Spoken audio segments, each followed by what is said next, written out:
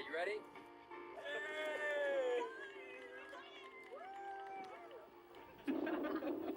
Thank you, Joseph. That was beautiful. No. That's Will's seat. Where's the wedding ring? Alice, you were his wife. Why aren't you wearing it? I'm not sure. Did you sell it? No, of course not. You get a good price. I really think we should do this another time. No, now's the best time. Will's looking down on us from above. From above. He's down below.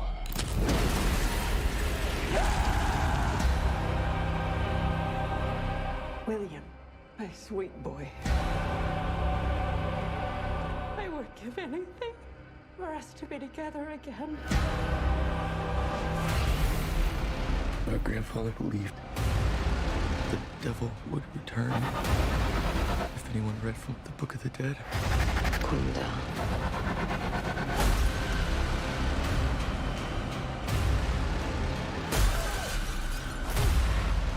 The whole family can be reunited.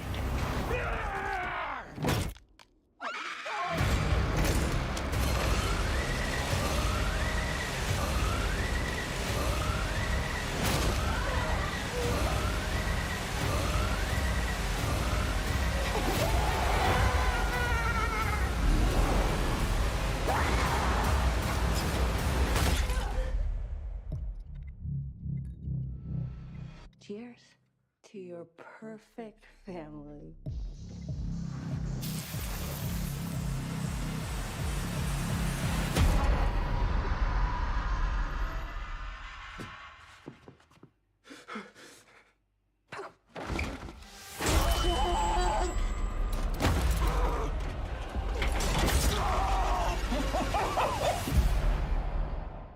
Well, there we go. Hello and hello, sorry. and we're here. Okay, geez. Okay, calm down.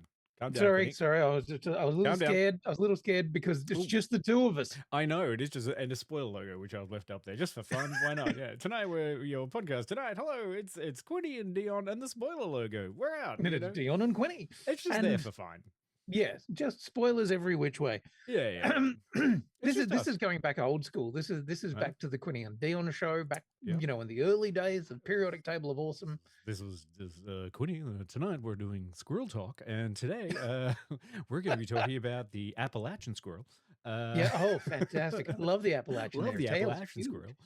That comes from an area where Deadites. Anyway, Yeah, the woods. Yeah, the woods. We're definitely big in the woods up there. Not a cabin in the woods this time, though. This is a. Well- That's not a cabin.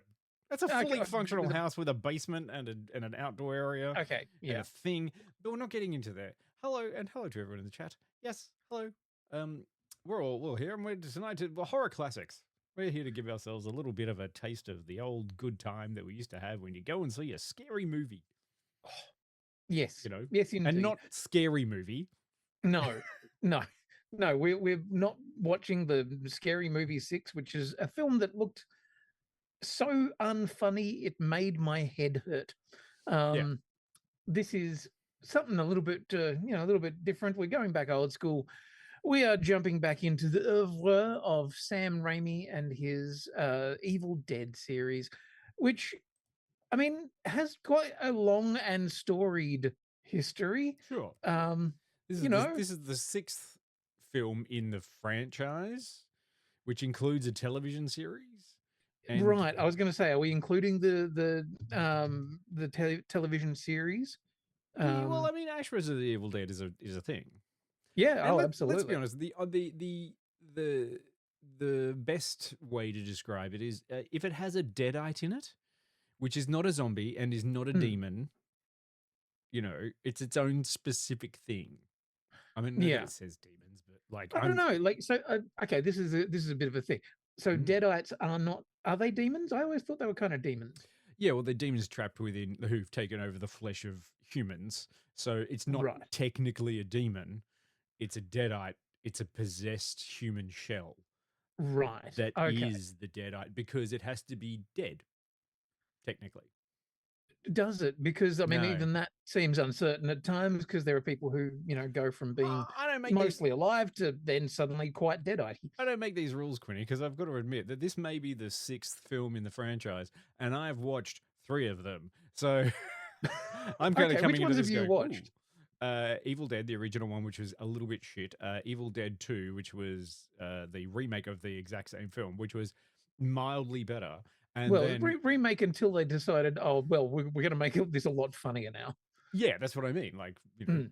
mildly better. And then the absolute pinnacle of any of this, which is Army of Darkness. Yeah. Ah, That's when it really shines. yeah, When you yeah. sort of That's sit the in one there. where we finally kind of go, okay, what are we making here? Oh, we're making a comedy with Bruce Campbell, and a whole bunch of kind of goofy, weird, slightly supernatural, but mostly kind of stupid shit. And then Yeah. I realized unfortunately, I thought I had seen the remake in 2013 of Evil Dead. And then I realized, no, I haven't. I haven't seen Evil Dead or the other one, Evil Dead Rise. And so I walked into Burn going, well, this will be fun. Well, we did have that kind of conversation with Travis, who was there, and I was like, so I remember going and watching Evil Dead Rise when that came out 3 years ago, 2023. Sure. And realizing whilst watching that I'm pretty sure I hadn't seen the 2013 Evil Dead. So, I mean, in some ways, I don't even think of those as being particularly connected. And then I was like, are these connected? Travis was like, dude, it's just an anthology series now.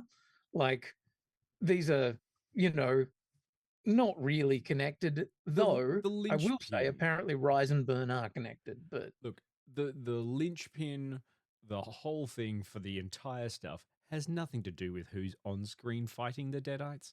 It's no, just the Deadites. yeah, it's there are key things that you will find in every Evil Dead thing. Yeah. One, the Necronomicon. That's basically like, or at least a reference to the Necronomicon. Then you'll probably have some kind of tape deck that is playing recordings from people reading from the Necronomicon. Yep. And then you've probably got a chainsaw. Crash zooms, some sort of petrol-powered gardening implement that will be used later. Yes. And yep. quite often that thing that, the flying through the woods camera. Yep. Flying cameras, crash zooms, jump scares. Yeah. I would say sometimes even maybe shotgun. Well, that's just it. Like, at its best, when, Evil Dead was really kind of rocking and rolling, we got Ash at his fucking stupidest, like the, this is my boomstick, groovy, all that good shit. Yeah. And I say Adsky knowledge of Sam Raimi movies is only Doctor Strange and the Multiverse and Madness, and Spider-Man 3. Yeah, I mean, but back in the day, we go back a few years, everyone was like, wait, Sam Raimi from Evil Dead is making Spider-Man? And everyone was like, really? Okay. And it turned out fine. Yeah, well, absolutely. And if you get to Spider-Man 2, the sequence where they boot up Dr. Octopus and his arms take over and kill everybody in the operating theater. Yeah. That shit is straight out of Evil Dead. Yeah. Like that's Sam Raimi doing what he does best and having a good time doing it. Yeah. I mean, that's kind of the fun one. So, with these things of Evil Dead remakes and reboots and stuff and continuations, and because we've had the TV show in between and all these kinds of stuff, I'm starting to go, okay, cool. Evil Dead again. I guess it's a franchise now. We can go and do stuff. And I don't mind that they kind of made it an anthology because it doesn't really matter why the Deadites come. They're just coming. Yeah. Yeah. There's going to be a lot of it. So is there some sort of synopsis that we need to talk about, Quinny? Well, yes, there is. If my computer will stop doing dumb stuff. No. Okay, so Are we doing dumb stuff? Okay. Yeah, we We do love a bit of dumb stuff. So what? Okay, what are we doing voice wise? Oh, fucking Deadite. Jesus, come on, man. Oh, sorry. I just thought it was very important that I ask. I needed to have some input from the chat, but at the moment, the chat is basically just asking, going, "Did he do the first two?" Yes, Sam Raimi did all 3 Spider-Man films. Yeah, including the terrible third one, which he hated. And we you all can tell hated it. because it's a shit film. Anyway, Yeah. Right. So, okay.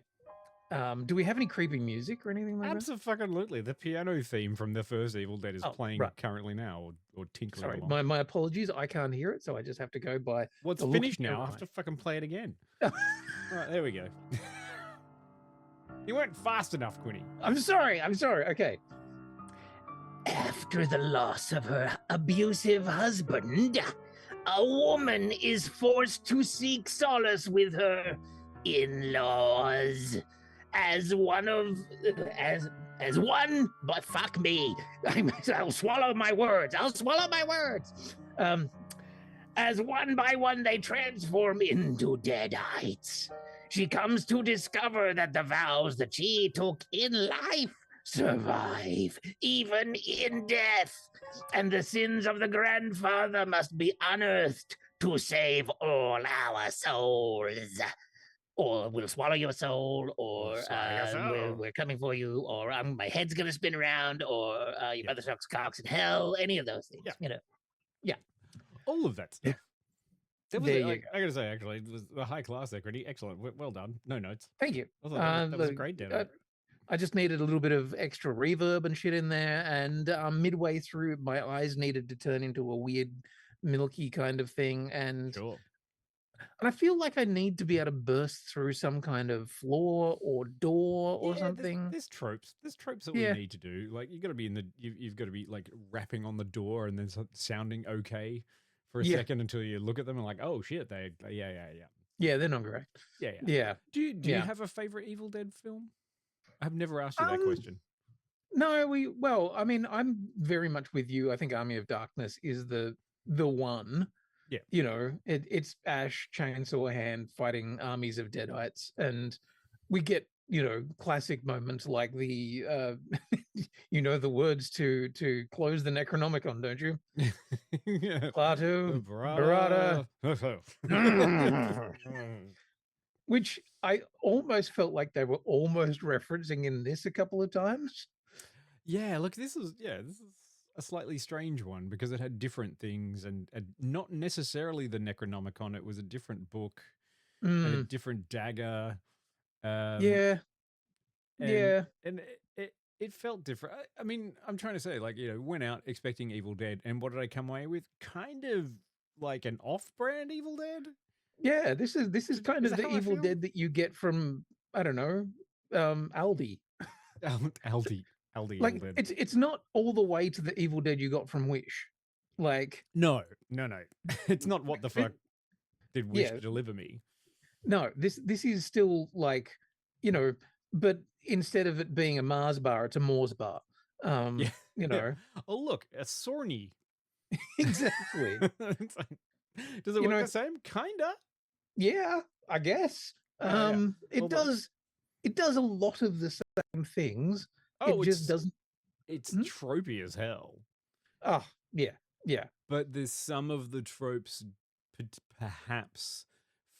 It's very understood. Like if I'm watching it, I'm watching that going, yes, that's in there because that's the sort of thing they're going for. Is that in there? That's because that's the sort of thing it's going for. This is. I know when the jump scares are coming. It's telegraphed. Yeah. Some of the weird shit where they just keep on frame. I was like, okay. But, it's one of those things where I'm not sure where the franchise is going and which direction are they heading, because, you got the first one, which was trying to be a real horror movie, and it was moderately successful, but more money can remake it, pretty much made it the same again, and started to introduce a little bit of comedy into it because it was funny. And then the third was straight up comedy. Yeah. And then having not seen the other ones, I think they were going back towards more of a straight horror. Well, I haven't watched the 2013 one. However, Evil Dead Rise very definitely was heading more towards straight horror. Like there Yeah. was it was playing it a lot more straight. But at the same time, there are moments in it that are funny, but Sure. they're kind of like because I was laughing quite a lot in this, but it's Yeah. because it's so over the top. Like the violence is so kind of ridiculous that you Yeah. can't help but kind of laugh at it a bit. Yeah. I mean, look, it's I'm definitely gonna say there were no actually, yeah, I'll say this. There were no intended jokes, I feel, in this one. And I think it was more of an audience reaction laughing at the thing going, oh wow, haha, what? Fuck, okay. Like that was really horrific, or you really locked into that death or that scene. Mm. And people were laughing at it because it was a bit of an uncomfortable laugh. I don't think they were laughing at it because they were like, that was funny. Like there's a couple of moments. I don't know. I think like there is stuff in there that I think the director intended to be funny. Like, there's stuff at the funeral right at the start where like, there's people jackhammering outside that, That just made me uncomfortable. yeah, but I could see that it was going for, okay, this is intended to be, But unlike, remember in Evil Dead 2 when the cabin, sorry, comes alive and all of the animal heads and everything, and it starts like a chanting song, yeah, you're there going, oh, kind of scary, not really scary. This is all kind of funny, but all these zombie things are yelling and yelling and yelling, and you're like, okay, and then it stops dead, and you're back to a little bit of the scary. Like that's an intended laugh. Like this is a bit crazy and funny. yeah. Like I think there are a couple of times that the Deadites were saying things that were intended to be kind of funny, but Yeah. I don't know. Like it's like the last one, Evil Dead Rise, very definitely wasn't really trying to be funny. It was really kind of going for a much more serious scare kind of thing. Yeah. And this, I don't know. It's I feel like the balance for Evil Dead films is a very difficult one to get right. Yeah. And also, when we're thinking about this stuff too, we can't do anything but also acknowledge the Ash versus the Evil Dead television TV show. series, And yeah. that was a comedy. Yes, very much so. Like, And yeah, I feel like there's like two paths that have gone now, which is like if you have Bruce Campbell in it, it's the comedy Evil Dead. And if you don't have Bruce Campbell in it, it's more no, this is a horror Evil Dead yeah. kind of thing. Mm. Anyway, yeah, it's a tough one to really kind of, explain because there were a lot of people laughing, but I think you're right. A lot of it was probably uncomfortable laughter of going, "Oh Jesus, that's violent." I feel like also there was a 50. There was a widespread of people watching in this cinema that we did go to, which was lovely. But I do feel like there were definitely some people there going, "This is not what I signed up for." Yeah, who would be like, I've never seen an Evil Dead film in my life. And then they're watching this, they're like, oh my god, wait, what? There's so much blood. Yes, so much blood. But also, I feel like they were comforted by the fact there were some people laughing, and they were like, okay, this allows me the avenue. Am I supposed to be scared about this? Because this is kind of terrifying. But also, the plot doesn't really make sense. But also, you don't have to do that. This is just an entertainment movie. And also, it'd be fine if every single one of them died. Yeah. That's the problem but, with this. You have to make sure that there is, the sole survivory kind of thing. But do you though? Well, I don't know. I mean, do you? Maybe not. I mean, but then, you can't have everybody be a Deadite because then surely the Deadites will just win and take over the world. But yeah, but I mean that's what they do. Eventually, and then we get the Evil Dead Army of Darkness. I slept too far. Remember that one? Oh, the good ending. Yeah, the good ending. Yeah. Like, I mean, what are we talking about in terms of narrative here? As you said, it is an anthology. We're talking about this one, Evil Dead Burn. It is connected in the fact that it's about Deadites and stuff, but it's not directly connected, as in events of the first remake 2 films don't really inform this one. Well, no, though apparently this is intended to be in some way connected to Evil Dead Rise. Right. And funnily enough, Evil Dead Rise and this almost start exactly the same way. So there's a sequence in a lake, and like in Evil Dead Rise, it was just incredibly fucking loud. Right. This one, it was different, but still kind of similar. There's as maybe annoying them coming out of the lake. as annoyingly loud as Smile 2 was. Yes. Yeah. Oof. Like, yeah, incredibly loud noises, and you're just like, oh, Jesus Christ. So like structurally, this has got a bit of that, and apparently there's a post-credits thing that is ties Rise to this. I don't know. What, in Rise or in this one? In this. I don't know what the hell happened. I don't even No, remember. we had left before the post-credits. We were around for a mid-credit one, but it turns out there was a post-credit one as well. Oh. Well, yeah. Okay. Yeah. So sorry, everybody. If you want to know what happens in that one, you're gonna have to go and watch it yourself if you feel so inclined. Well, you know, if you're into that kind of thing. Given the fact of there's a lot of movies out at the there's always a few movies that are out there. It's not a bad popcorn flick. Although I gotta say, probably don't want to eat through it. No, just gonna put that out there. It's gonna be like, it's not really a film you want to be like. You know, I wasn't particularly interested in eating. No, I kind of feel like, you know, if you went to this and you went to like you know, gold class or whatever, if they bring you a burger halfway through, you're not gonna want to eat it. No. I mean, and that's just because, you know, it's a horror movie. Come on, guys. Set in nondescript buttfuck America. Yes, that feels oddly European, but also entirely like New Zealand. Yeah. How do we do this? This is, you know. I mean, I get it. It's somewhat interesting.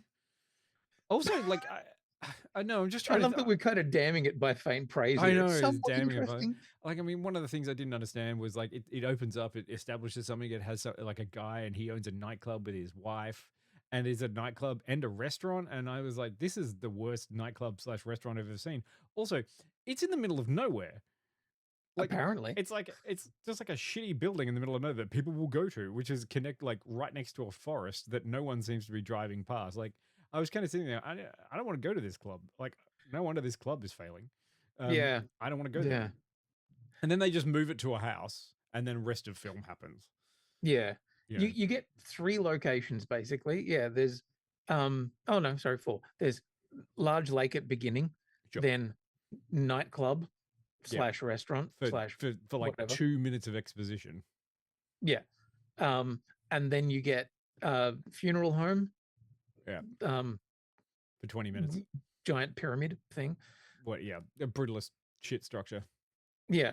And then the rest of it is in old building. Oh, you forgot. It was the construction site. Oh, sorry. I did forget the construction site, which was kind of attached to that like place. And like there are a lot of logic gaps in this, but you're not going into an Evil Dead film because you're expecting them to have thought everything out. You're going in to see what the Deadites are doing. Yes, and are they going to be funny? Are they going to what crazy shit are they going to do that's going to be super violent, but also maybe scary? How will they swallow your soul? Yes. Will you end up dead by dawn? And I mean, we got at least one of those in there, didn't we? I think there was at least one Dead by Dawn. Oh, yeah, there was a Dead by Dawn. I don't think there was a Swallow Your Soul one. No. But also, you know, I love how they play around with the abilities of a Deadite in every film that they always go. It's like, can they get inside? Can they not get inside? You know? How do you do this? Can the forest be possessed? Well, these are the things that I remember back to, you know, Evil Dead 2, where like, there's this sort of kind of feeling that anything goes with an Evil Dead film. Like, you know, maybe the forest will come alive and give you a horrible time. Maybe the animals on the wall will come alive and give you a horrible time. Maybe your own hand will come alive and give you a horrible time.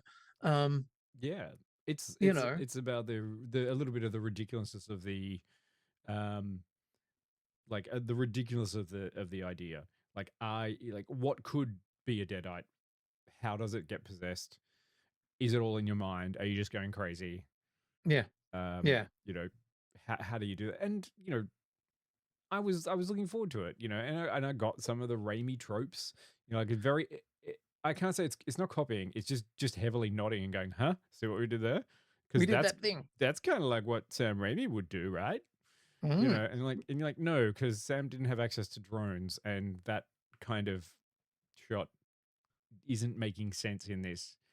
Just grab a camera and run it across the ground as fast as you can, and then fix it in post, which is exactly Yep. what they did. You know.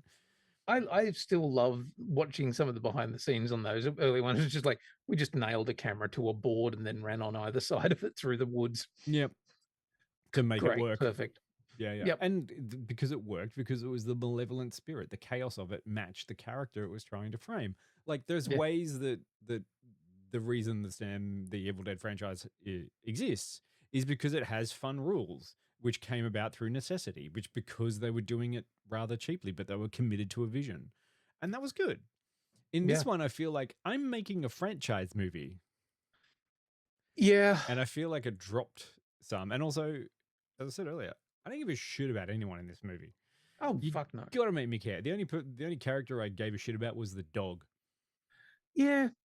And I think that's perhaps like my biggest problem with it is that at least in like Rise, I was vaguely invested in like the lead character. You know, I wanted to see them get away or at least survive or whatever. In this, I was kind of like, not even a particularly nice person. Yeah, like I mean, you know, it's fine. It's just that I didn't really care.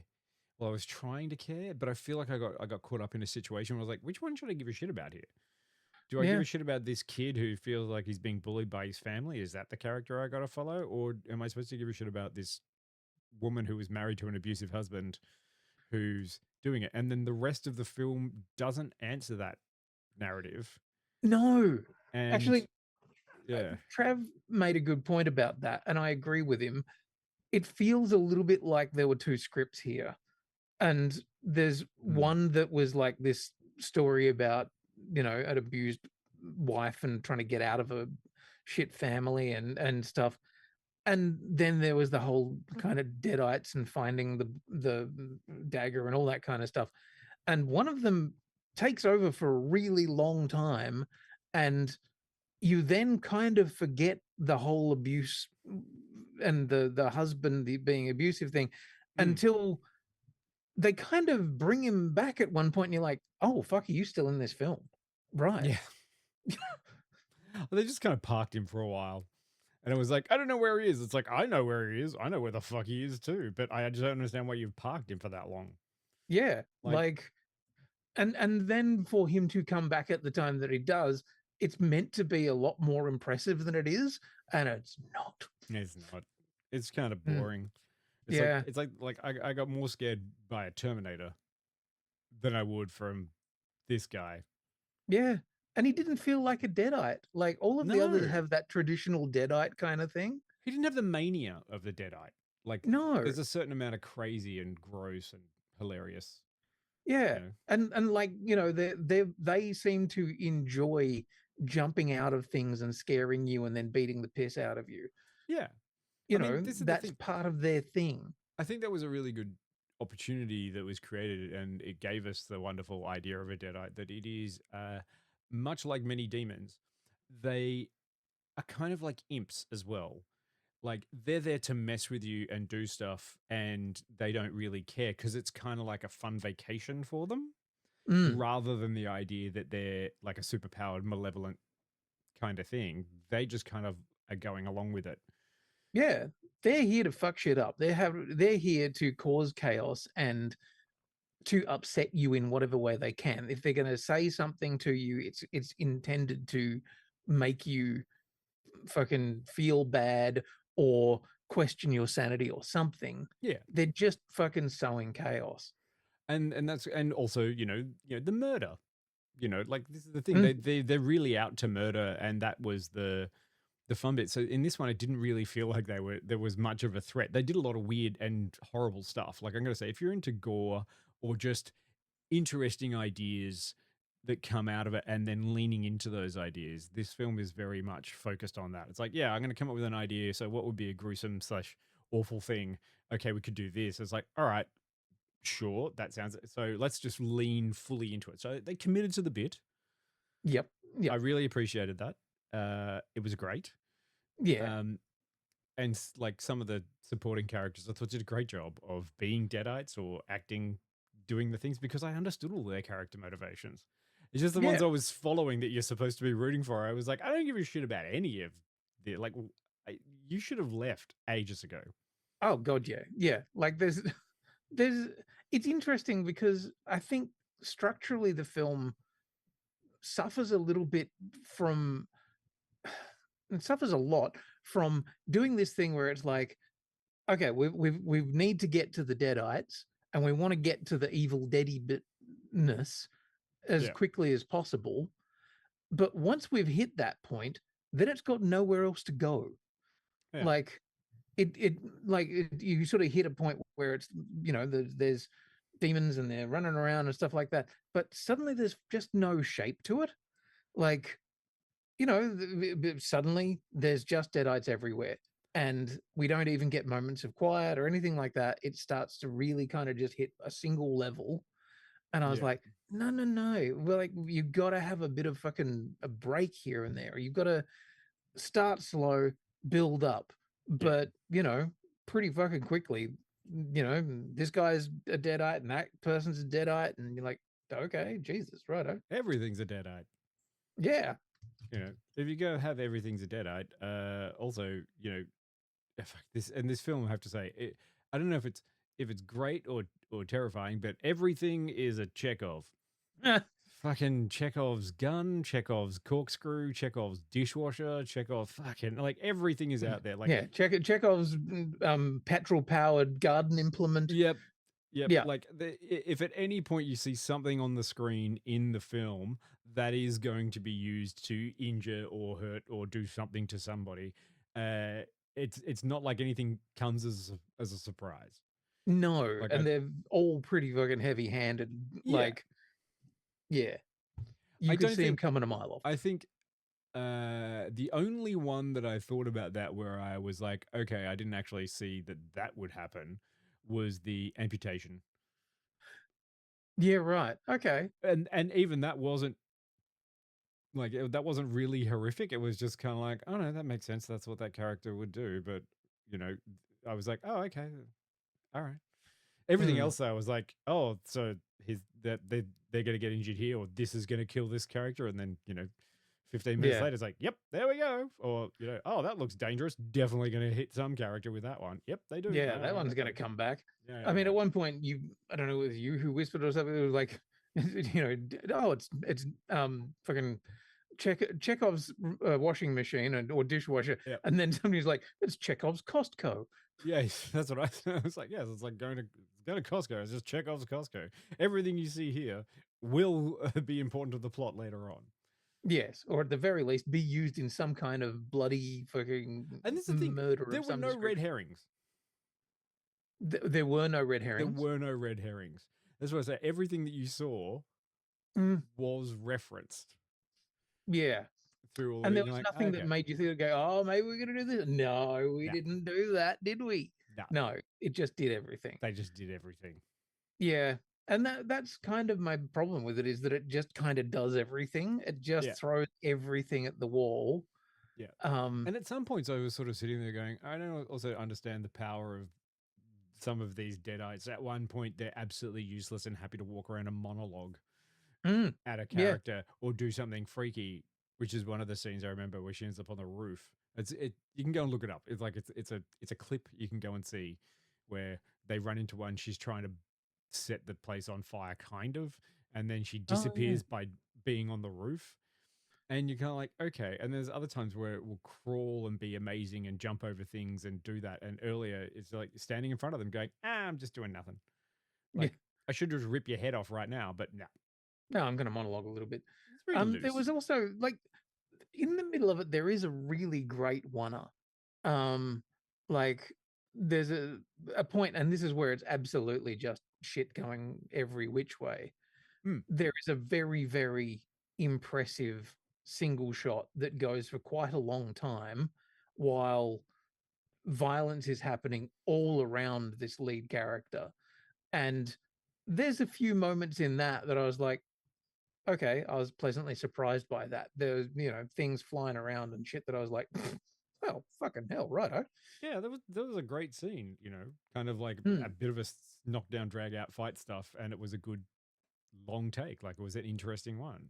Yeah. It's just that I knew what was going to happen because it was so foreshadowed. Exactly. Yeah. There was so much foreshadowing. Yeah. And yeah, the big problem is that you just don't really give enough of a shit about any of the characters to actually be invested beyond. Yeah. Like if you like going and watching a lot of bloody gore and stuff that'll make you kind of feel a bit squeamish, that's what this film's for. Yeah, sure. Like, I mean, as I said, leans into it. It commits to the bit. It's doing its thing. I was enjoying it, but like as soon as, there's a couple of characters that, I mean, as soon as they kind of left or weren't running around anymore, I'm like, well, that was a bit dull. That character was good. Now they're gone. Oh, well. Yeah. Do we have them back? No. Okay. No, we're going to get someone else who's average. Yeah. And there are a few things that like characters that had been set up that were kind of interesting. You thought, oh, okay, maybe there's something there. Maybe they're going to play on something more interesting with this character, and then they didn't. It's just like, oh no, they're just a Deadite. Okay, cool. Right. There's a thing I want to like ask about in the spoilery sort of section about that. So remind me to come back to some of the logic weirdness about how do you Deadite or undeadite people? Because the Deadites in this one either seem to be able to infect people with it by just being in the room, and then other times it's like, oh no, you've got to die first and then you can come back.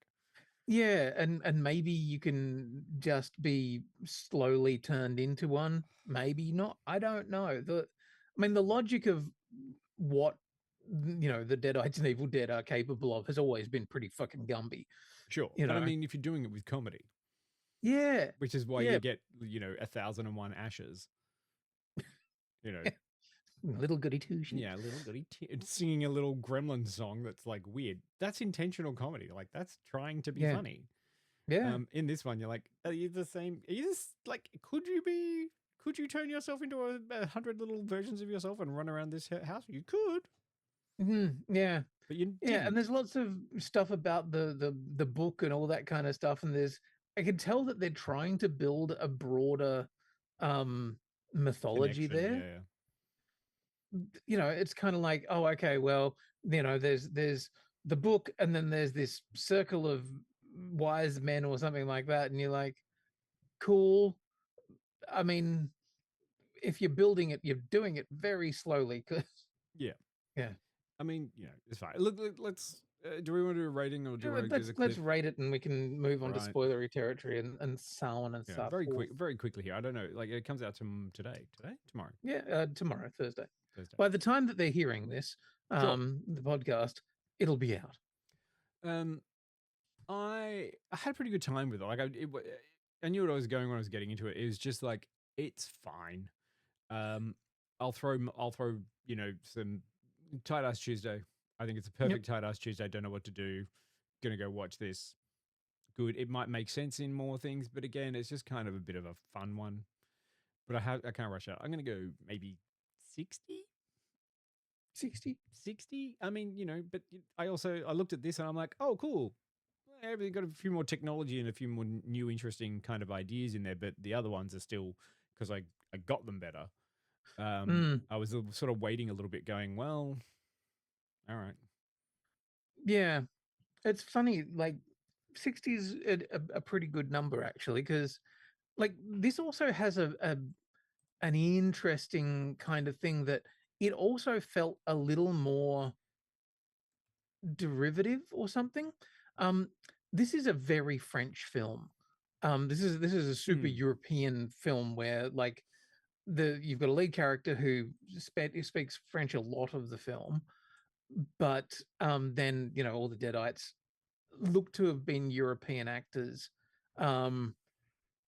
It doesn't feel like a traditional American kind of flick, No. but at the same time has all of the trappings of an American horror flick. Yeah. So yeah, it's a little bit weird.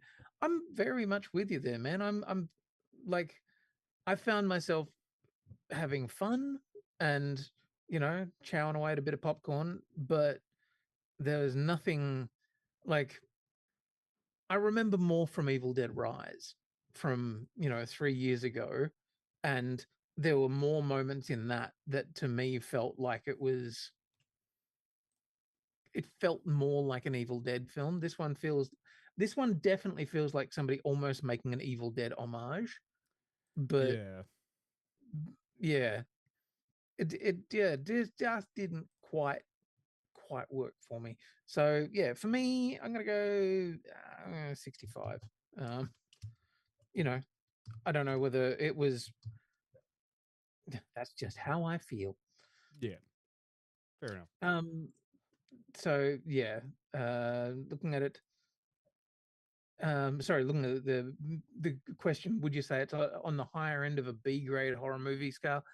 Yeah, it's B grade. Like, So I give it like a B minus. yeah, like it's Yeah. we've watched some really interesting horror stuff lately. Like,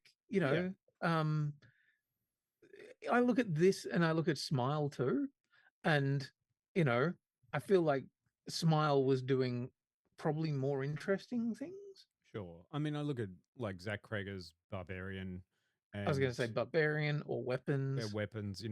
It's just more interesting. This one is even like Obsession. yeah.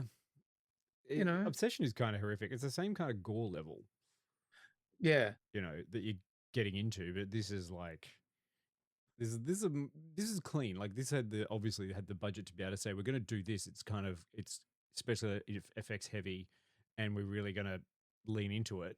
And I loved that I could see everything that was going on and that they were committed to it. Like that's the thing that was good. Oh, you've done something. You're not trying to hide anything. You're not kind of worried about the effects. You're not worried about how it's going to represent on screen. It's represented exactly how it kind of is going. yeah. And you're like, oh, that was good. Like it's good in that way. But I was The like, gore is highly effective. yeah, Like, it's very, very gooey, and it's very like believable yeah, and effective violence and gore. yeah. So if you're into that, fuck, great, more power to you. Yeah, it's just unfortunately for me, I just needed to give a shit. Because if you're getting chased down by the big bad at the end, you need to root for the person running away. And in And this also time, I was perhaps like, have some kind of feeling about the big bad too, because yeah, I was like, oh, okay, well, he's just a CGI thing. cool. Anyway, Yeah. let's go to a little clip, which is actually kind of one of the freakier bits in there, where there was a few nervous laughs, but also it was a little like, oh no. Mom, I need you to drink this, please.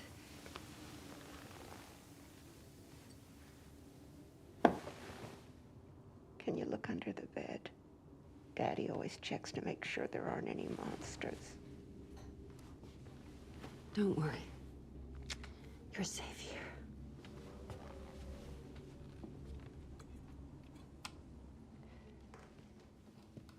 Good night, Mom.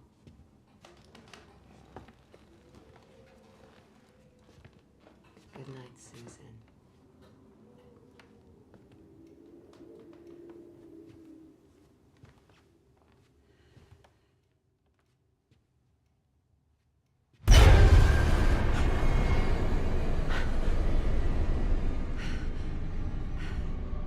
Come, sweetheart.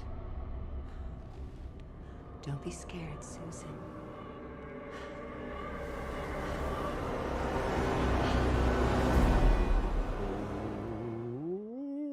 Yeah, it's just the right amount of creepy. Yeah, that one was the right amount of creep. See, that was So fun. is our spoiler logo up? Yeah, it has been up the whole time. Because remember, we're doing it with the spoiler. Look,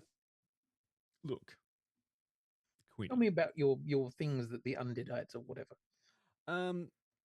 I don't appreciate that they basically like set up a character at the start to be kind of the ringleader, the big bad, and then for an inexplicable reason decided to just withhold that character until the very kind of final end battle Mm. because and not have them anywhere at all, which was No. so dumb because it was like you established it quite well because you're like, oh, Yeah. the funeral home is only a 5-minute drive down the road, basically, Yeah. from this house that used to be a nice house that people would want to go to, but has been left to go into disrepair. But you're also like, how did they let this go into disrepair? Because it was given to a guy who was living there, right? Like, did they Yeah, live and there? he's a writer, maybe. I don't know. I don't Like, know. he's got a pen. He'd been hanging out there. He'd been going through his grandpa's stuff. He just decided to not give a shit. Like, I would be so angry too. Yeah. And then, based on that, though, you've got the big bad, which is kind of just down the road, just spends the entire film, I don't know, walking. You know, those monks that walk and they put like 1 foot, the heel to the toe, and then they just make their way very slowly around places and people are nice to them. That's what this thing felt like. It's like, did you walk here the slowest way possible? Yeah. Meanwhile, other characters will show up super fast and, are capable of Sure. moving incredibly fast. Or was he just there hanging out in the background? And like, he's the thing that's meant to be the highly affecting thing for the lead character. Yeah. So our lead character, who, is effective enough. She does a pretty good job. It's Souheila Yacoub, who plays Alice. She's been abused by her husband, and there's this whole thing with him being an abusive piece of shit, and they work together in a restaurant and everything. So that should be the big emotional point to hang your hat on. But the husband, who's the first to die and also the first of the Deadites to do anything, disappears for the whole fucking film. It is just kind of weird. And I had a problem with elements of it too, like so the grandmother, who we just saw, Yeah. that's the first time that she has done anything kind of Deadite-ish. Yeah. And you almost get the feeling that the Deadites are like, I don't know that I can actually fuck with you because there's no mind in there for me to mess with. Yeah. It's a strange thing where it's like we don't understand how the Deadites work, and that's okay because sometimes you need that. It's magic. Yeah. It's bullshit. In this one, it's like, can they infect people without doing that? Does it just take a touch? Yeah. Can they just look at them? Yeah. Can someone just get someone who's vulnerable? If that were the case, it's also there's other things like they're looking for something. They're given the opportunity to basically possess someone who knows that information. And they've shown that they have possessed other people who have information, so they retain information once they're turned. Why don't you just possess the guy with the information? Well, and they do possess the guy that should have the information, and then they like doesn't do anything. No, it doesn't do anything. And the conceit that I found was one, like, basically, a long story short, just to help people. It's the spoiler territory now. We're all in spoiler territory. Here is some real plot. Just some real plot. It all comes down to finding a dagger that they very specifically said it just takes a scratch to banish the demon back to hell. And then she proceeds to not do the interesting storyline thing of just like, I could just banish them back. Like, if they come near me, I could just scratch them. And the person who was being possessed would technically turn back into a human. So why didn't you not do that? Yeah, because running and screaming had to happen, and you have to have things where, the person gets injured in horrible ways. You literally know how effective it is to use that dagger on the Deadites because they turn back human and then they die because you stab them in the face instead of scratching them. And then you're afraid of the rest of the Deadites that are hanging around. It's like, why would you be afraid? I'd be like, I got my boomstick. Ha-ha. Come at me, bro. Exactly. Yeah, I'm going to catch you. Yep. And I'm just going to give you a little scratch with this knife, and then you will magically go back to hell. and then we're all fine. Yeah. Hey, Yeah, like the I know that you shouldn't get caught up on the rules in a Yeah. movie like this, Yeah. but then I also there's a thing where she starts reading out words, like, and she's reading out the words out of the book, and there are 4 distinct words that we've seen a Sure. Deadite say earlier on in the film, and you're like, okay, and she gets stopped before she reads the 4th one, and I was like, so what happened there? Is it, if she says the 4th one, does it stop this possession, or does it make it worse? I mean, this is Or also the thing. So it literally set up that thing. You read these 4 words and it will summon the dead. And I was sitting there and she's starting to read them. And I'm like, bitch, they're already summoned. yeah, Like, so they came right out of the water at the start. And then, which we assume is because somebody played the tapes of something, maybe? I don't fucking know. yeah, for some reason, it's like the Deadites are already there. They're just in a lake and no one had to summon them. They didn't have to do any weird shit at all. And then she's like, oh, you could read these out. And then, because like at least in the original Evil Dead ones, you had to speak the words of the Necronomicon. And Yeah. just the idea, and which is why it was interesting, because the first time that they came out, because someone read from the book, but he made a recording. So they fucked up by playing the fucking recording, which summoned them again. And this made sense. Yeah, there is an internal logic, whereas in this one, it's kind of like, okay, well, so like the opening sequence with which is in a lake, and it's this deadite woman who just appears out of the lake, but is that slightly preceded by something of them playing a tape? I can't remember. No, they're just going fishing. Right. And they're catching Okay. what look like crayfish in like an internal lake. So it's like freshwater crayfish. I mean, sure, that's a thing, but I don't know. And then there were fish hooks, and then the water boiled, and then someone walked out, and then they just decided to sacrifice themselves to create another Deadite. And yeah, and we're gonna kill ourselves so that we can knock the guy off the road, but then like 40 minutes into it, that's when she started reading the fucking the words on the pack. And I love that it was just scraps of paper, so there was no particular order. She just picked up a piece of paper and read it out, and I'm like, don't do that. Yeah, don't ever pick up. Here's a safety tip for all of our listeners. Don't pick up random books that look like they may or may not have been bound in skin and just read random words from them. It's probably a bad idea. Yeah, and they didn't even reference a Necronomicon, because that wasn't the Necronomicon. It was a different kind of book. And then there's the Secret Society, and then there's other stuff. And I mean, it's kind of tangentially linked, but also not in a strong enough way that made you go, this is connected. Someone is thinking about it. They're just like, no, we've got a bunch of cool horror ideas. We want to make it happen. And those cool horror ideas, yes, Adsky, I can't tell you what to do. I'm not your dad. But those cool horror ideas, in a lot of cases, like there's a lot of stuff that made people kind of squeamish, and you could hear the crowd reacting.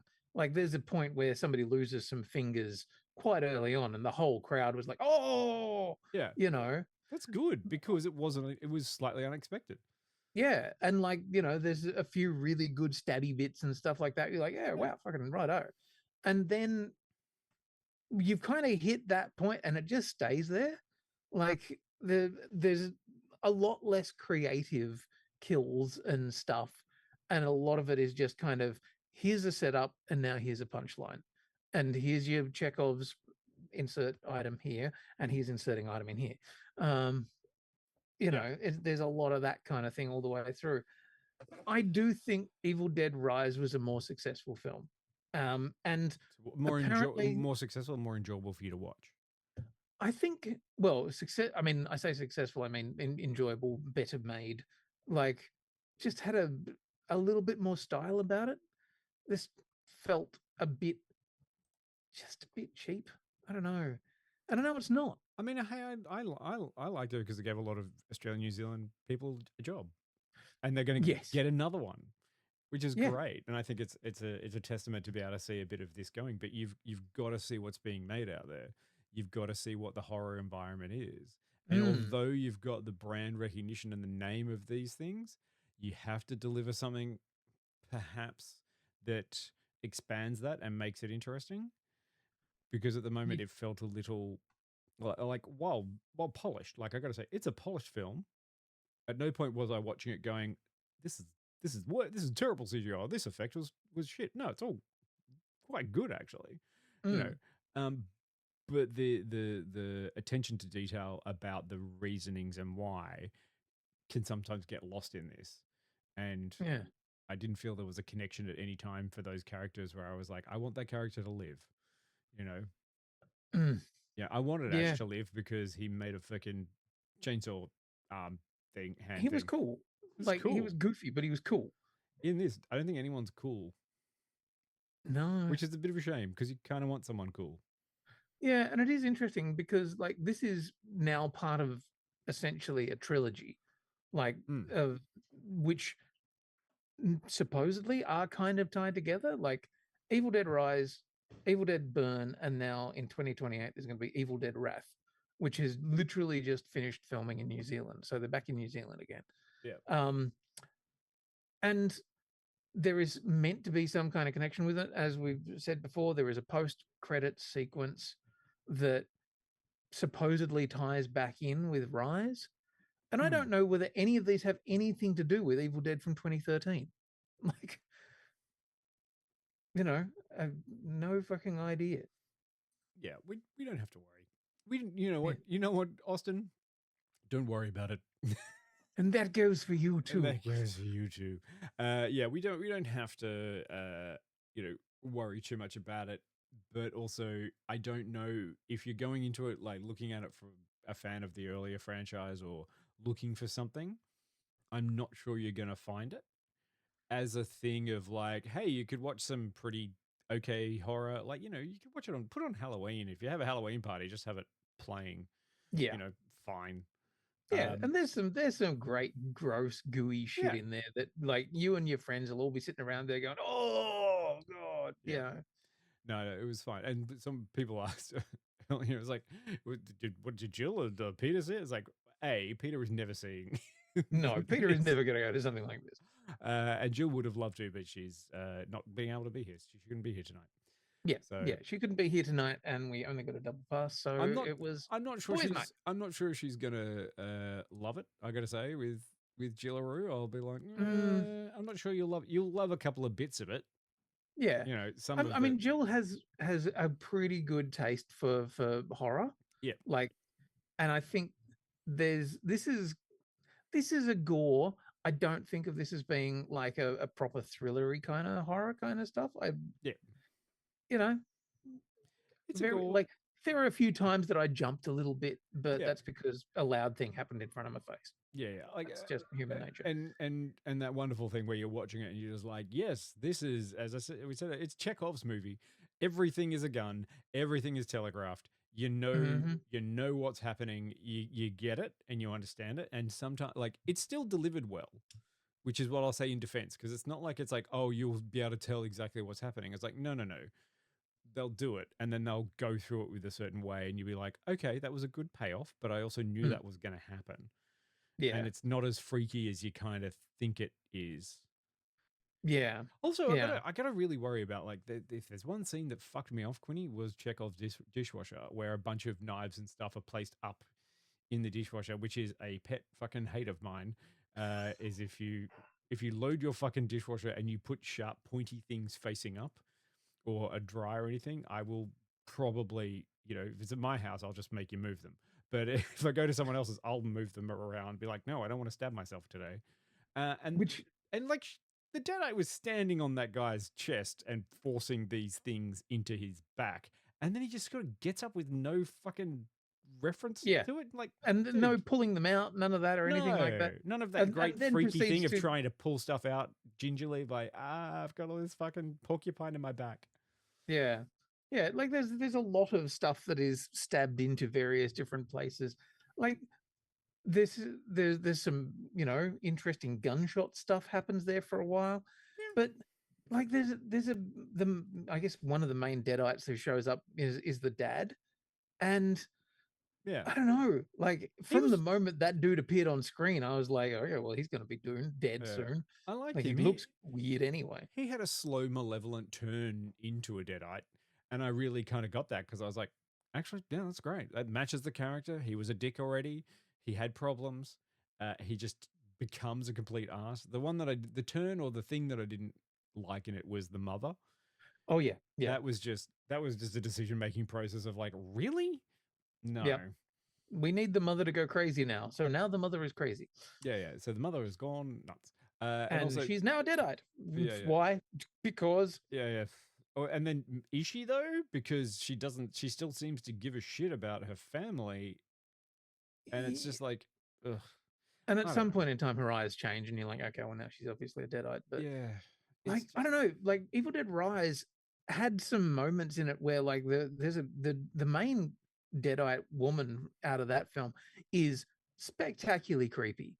Like, you know, there's a particular kind of creeping grin thing that she does that I was like, oh yeah, that's super effective, really creepy, does a great job. Didn't feel that here. Like there really wasn't that one image. And I gotta tell you, like this is just a fucking dumb thing, but the marketing for this is so lackluster. Like there is literally 2 posters, and they both use one piece of key art just flipped.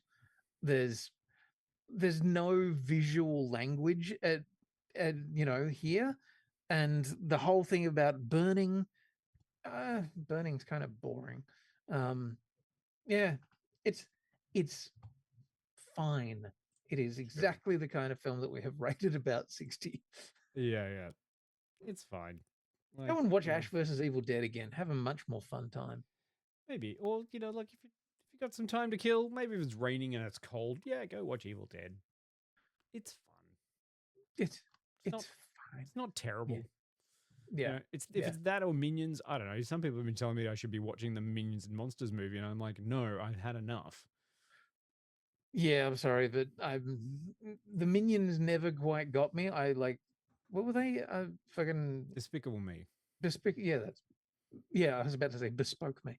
No, don't you love it when you hire Steve Carell and you make this movie and you back everything into Steve Carell, and then it turns out that the Minions, which can be replicated by anyone doing a slightly weird voice, have got their own franchise and whole thing, and you're like, excellent. Now we don't have to pay Steve Carell.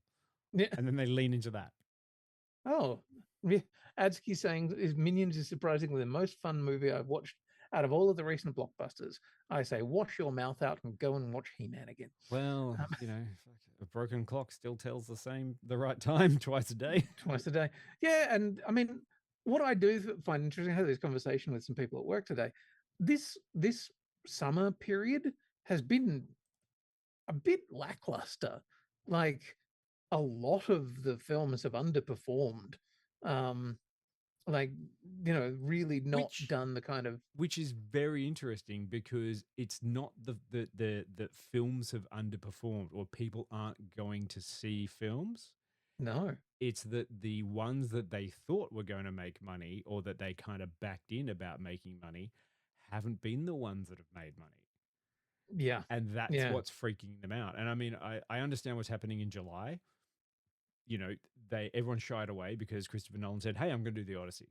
And everyone went, fuck, I'm not going up against Christopher Nolan. The same kind of way that everyone was like, you know, with James Cameron, it's like, oh, we can't release a movie on Christmas Day. Don't going to go anywhere near Avatar. Don't want to go near Avatar. And you're like, no, please give us something else to watch.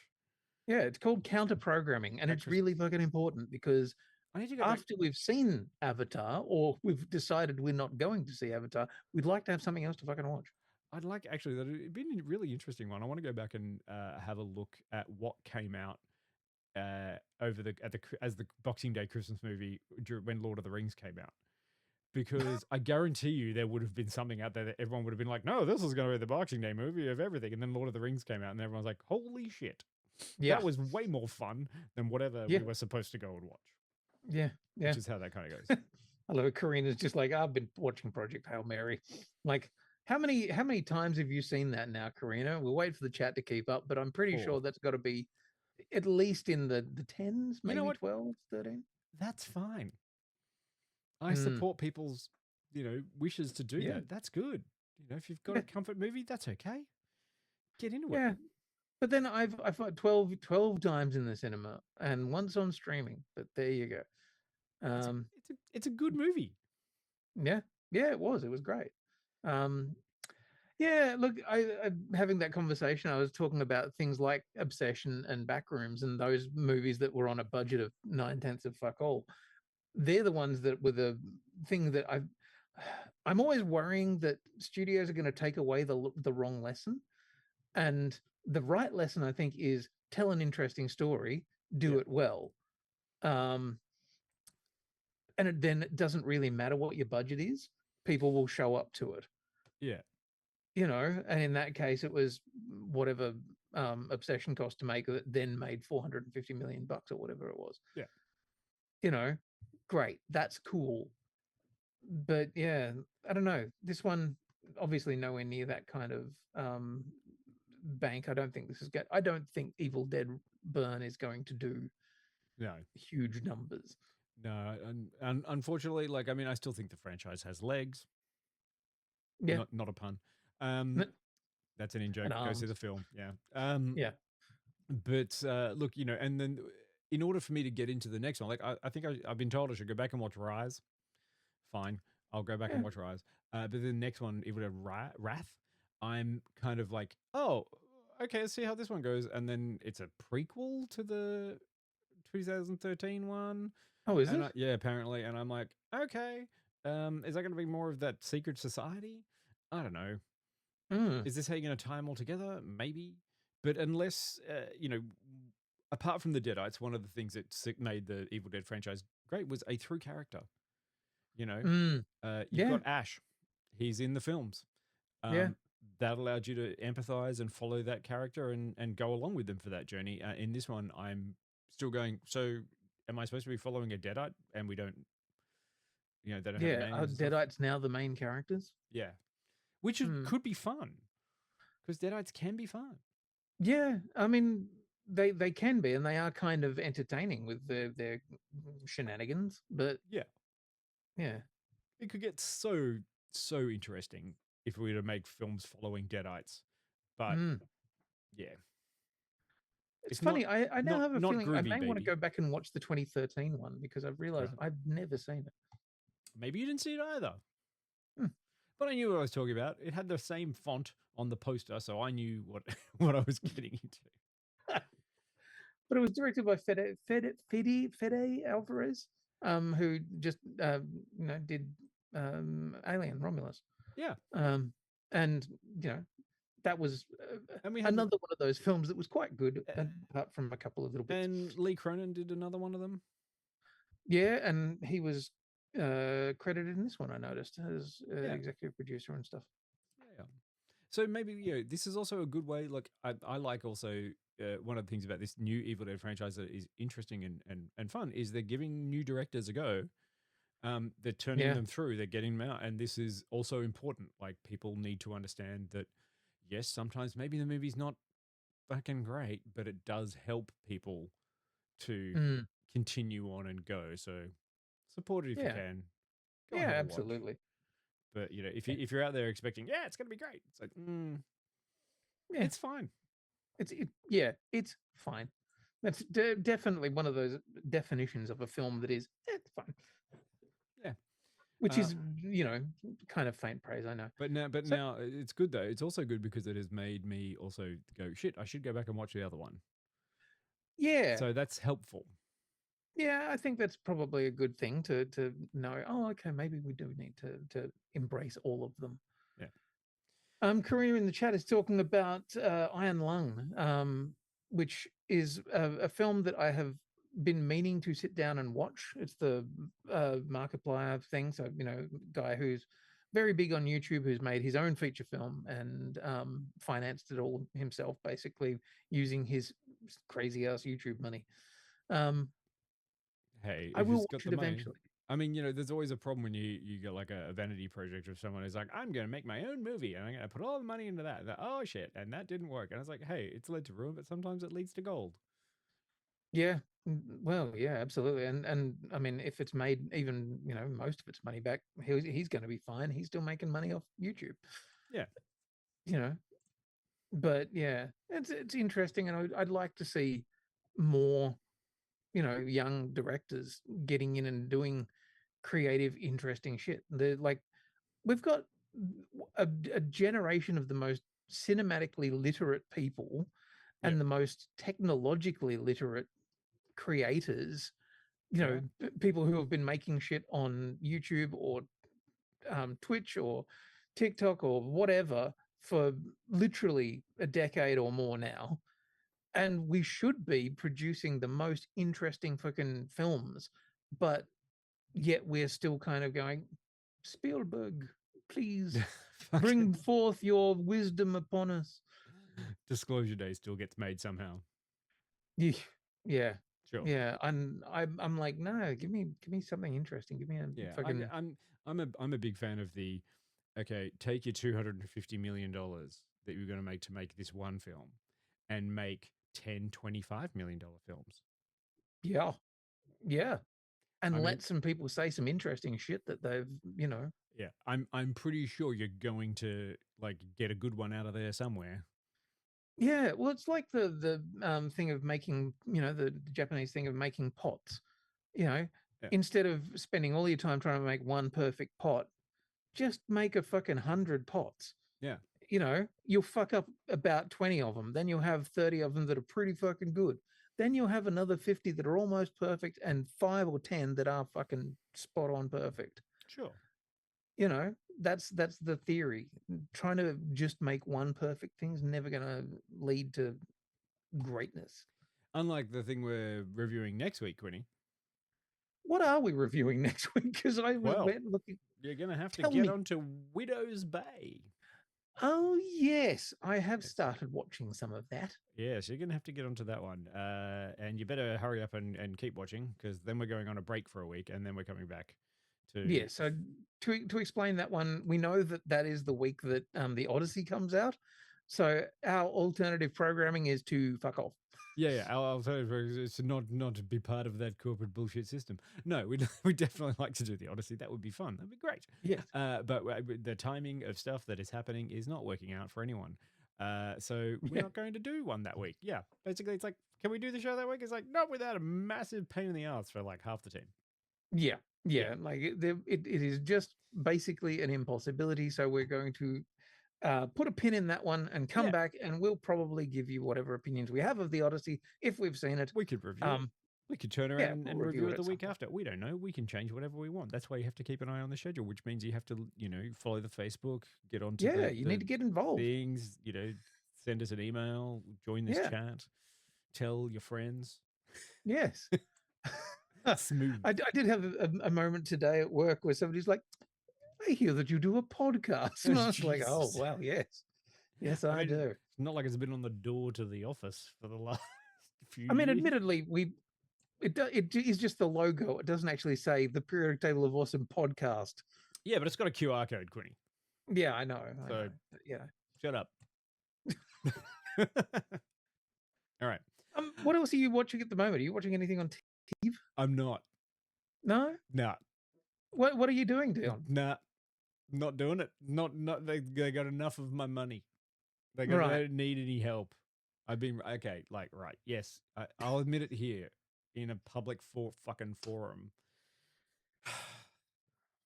Quinny, you told me, and you've been trying subtly and then not so subtly for 6 months to get me into reading a book series, because you tried to give me avenues going, hey, it's a good book.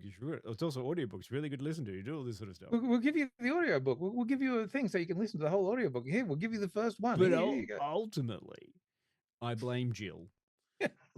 Because before we went to Supergirl, we caught up and had dinner just before Supergirl, and she just slid the first book across the table to me going, read this. And I'm like, fuck, I can't even get away from it now because I'm literally standing there. I have to take the book. Yes, I'm reading Dungeon Crawler Carl. It's consuming my life. Yay! Like literally I'm Supergirl. so happy. How long ago was that? When was Supergirl? Like 2 weeks ago? Well, something like that, yeah. Or less. I can't remember what date. Anyway, I'm on book fucking 5. It's not been long, and I have just been crushing through Dungeon Crawler Carl, and I won't listen to it until I finish the books. and then I'll go Yeah. back and listen to the book, so I won't be jaded with how stuff goes. Yeah, So- yeah, which is good. I'm just annoyed because because I'm I- having a good time, so get fucked. Yeah. And that's the thing. It's just so happy for me, who I now, yes, Quinny banging on about fucking Dungeon Crawler Carl. It is, look, there are like one of the admin people at work today came up to me at lunch and was just like, I've just finished book 2. Jesus. I was like, glurp, glurp, motherfucker. Jesus. And I mean, now it's just fucking annoying. Although Yeah. it's quite good because now I'm hunting down Jill. I'm hunting Jill. She is the crawler who was ahead of me, and she's what did she say? She's halfway through book 5. 5, yeah. But I have been running so hard behind. I'm like, well, Jill, fucking hurry up. Yeah, it is very impressive. Like, I realized that I started this, and to get through the first 7 books or whatever, it took me 6.5 months. Yeah, Like, for 6 I was months you've been doing the banging on audio about it. books like 1 a month ish, Yeah. occasionally 2. You have gone through 4.5 Four. books 4 books. in like a week and a half. Yeah. It's fucking insane. Like, you are smashing the back out of this. I do know how to read. Yeah. And Tari says it's everywhere. I need to investigate what it's about. Yes. There is no explanation that I can give that doesn't make anyone sound like an insane hobo. Yeah. Yeah. But just go Like, with it.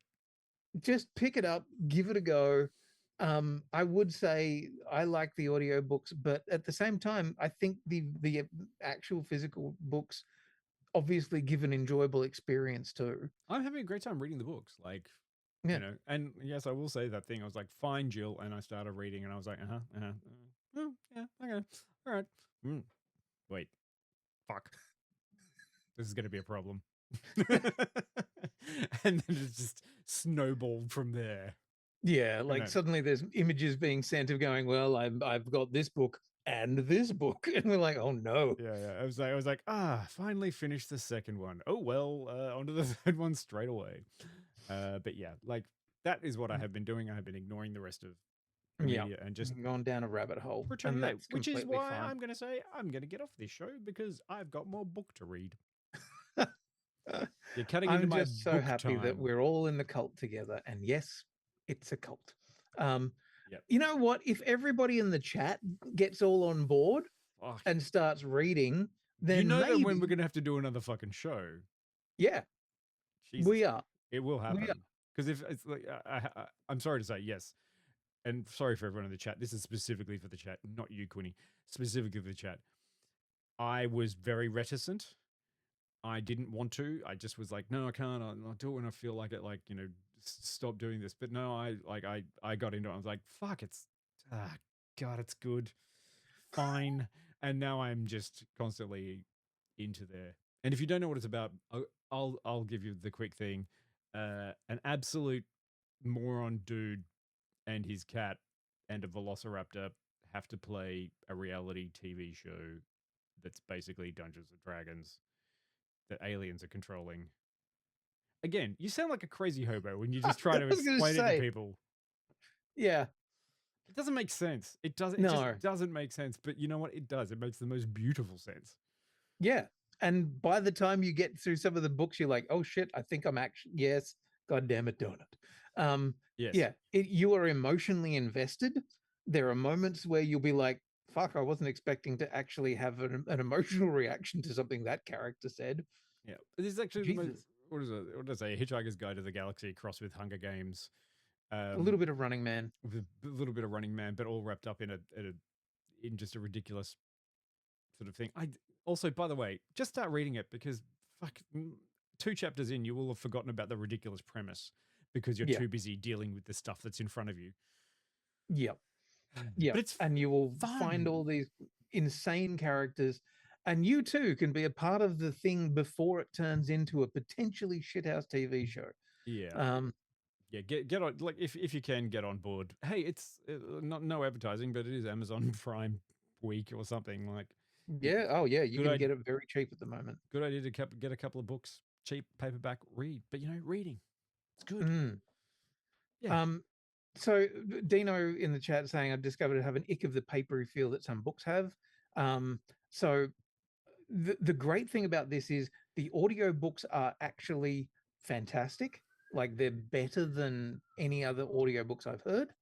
So if you're not a big physical book reader, if you struggle with that, there is a great other option for you. But I also say, even if you're not a big reader, these are very easy to read. Like there's no like flowery kind of language or purple prose throughout where you're like, fucking get on with it. This is very much like, this is happening, this is happening, this is fucked up, these things have exploded, everybody's, like look, it's a constant cavalcade of new characters and situations that come in, but thankfully it's not like fucking Game of Thrones where you've got to learn 18 like lineage things and all of these people. It follows just basically a guy and his cat trying to live in a reality TV game run by aliens that he doesn't really understand, and we don't either. Nope. Great. I still don't know. Brilliant. Every time I start a new chapter, I'm like, what the fuck is going to happen now? And I'm fucking 5 books in. Yep. Yeah. Like, I don't even know what's going to happen. Yes. Yeah. And yes, Monty Python, there is a certain element of that in there. So, yeah. And a bit of Hitchhiker's Guide. There's like, I did hear somebody go, "Oh, it's a bit Ready Player One," and I was like, "Wash your fucking mouth out." No. Because if you say Ready Player One, you've got to talk about Ready Player Two, and we're not doing that tonight, Quinny. No, we're not. We're not doing that tonight. Tari, she says it sounds exhausting. It could be, but it's energizing all the way through. So, but I'm not going to say that everybody has to do it. I'm just saying it's fun. That's right. You asked me what I was doing. That's what I'm doing. Yes, I knew. I was setting you up for that answer. Proselytize anything about it. I'm like, hey, you've heard about if this is the first time you heard about it, fine, come to it in 6 months, like I did. Yeah. You don't have to do it. Nobody's making you. It's fine. Come back in January and talk to me about it. Fine, you'll get there eventually. I can't sell it to you. No. If it's not your thing, it's not your thing. That's completely fine. But I do say, give it a go. Yeah. All right. Right. Thanks, okay. Everyone. Thank you, everyone in the chat. What a lovely afternoon. Yeah, I know. Like, sorry, Tari. Like, last thing. You cannot explain it. You sound like a crazy person if you're trying to. The more we talk about it, the more other people will go, no. That sounds fucking terrible. I don't want to read it. Yeah. It's just like, just give it a crack. It's a very easy first book read. Yes. Yeah. Yes. All right. Thanks, okay, loves. It's been a wonderful time. It's Dion, I thoroughly enjoy hanging out with you. Oh, thanks, mate. Yeah, I enjoy it all the time. You're going to have to do it. It's good because you're going to have to do it again. I know, right? Like probably in the next day or two at work. Yeah. Yes. Oh, everyone. Jesus. Adsky, good luck. You have to go and pretend to be interested in rugby league. Yeah. Good luck with that. I'm going to go back to the dungeon, I think. Right. Thanks, everyone. We'll see you next week for Widow's Bay. Get on to Widow's Bay. All right. See you, Quinny. Bye. Good night.